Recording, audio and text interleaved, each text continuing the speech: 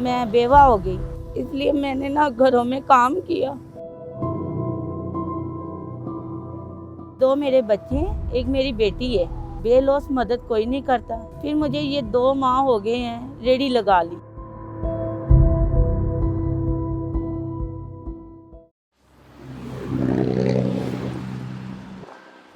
میرا نام Sakina be be ہے۔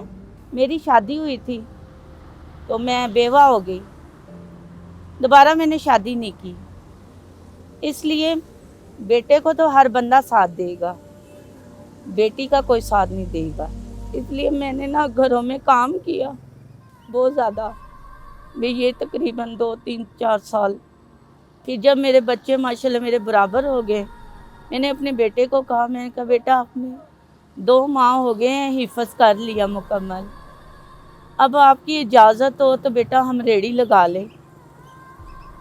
بیٹے نے کہا ماں پہلے تو آپ حافظ کی ماں ہو، دوسری بات یہ آپ کے والد صاحب پولیس میں تھے، سپاہی تھے، ان کا بھی ایک مقام ہے۔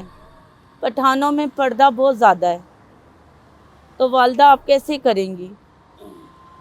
میں نے اپنے بیٹے کو کہا بیٹا میں ٹھیک ہوں، پٹھان کی بیٹی ضرور ہوں، مگر ہمارے امی ابو نہیں ہیں، نہ ہی آپ کا کوئی ماموں ہے سکا۔ بہنوں سے کتنی مدد مانگوں گی یا لوگوں سے کتنی مدد مانگوں گی؟ تو بیٹا آپ میرا ساتھ دیں گے نا تو مجھے ہمت مل جائے گی۔ پھر بیٹے نے کہا جیسے ماں آپ اچھا سمجھتی ہیں، میرا ساتھ آپ کے ساتھ ہے۔ پھر مجھے یہ 2 ماہ ہو گئے ہیں ریڑھی لگا لی۔ میں دوپہر کا کھانا لگاتی ہوں۔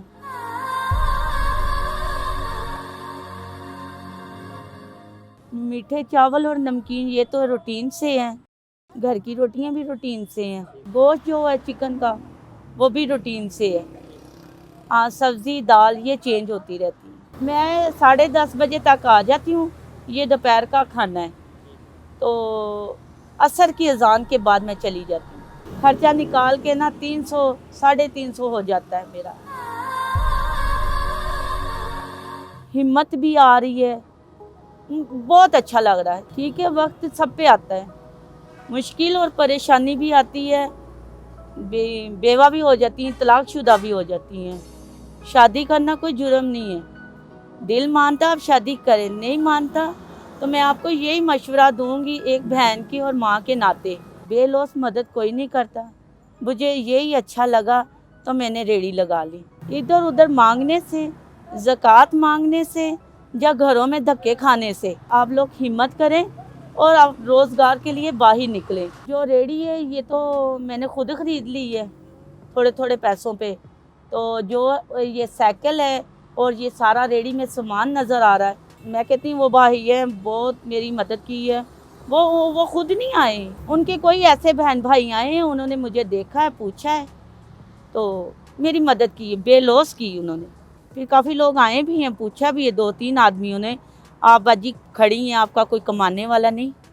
میں نے انہیں کہا بھی کمانے والا ہے، میرا بیٹا ہے، چھوٹا ہے، میرے بچے کو دیکھا نا بھی حافظ قرآن ہے اور بیوہ ہے، تو یہ عورت ہو کے باہر آئی ہیں، کھانا سے بیچ رہی ہیں۔ اچھا پہلے دن میں ریڑھی لگائی تو مجھے مشکل یہی تھی، سنڈے والا دن تھا، چھٹی کا دن تھا، میں سارا دن بیٹھی رہی ہوں۔ ایک چاولوں کا وہ پیالہ ہے کولا، وہ سیل ہوا۔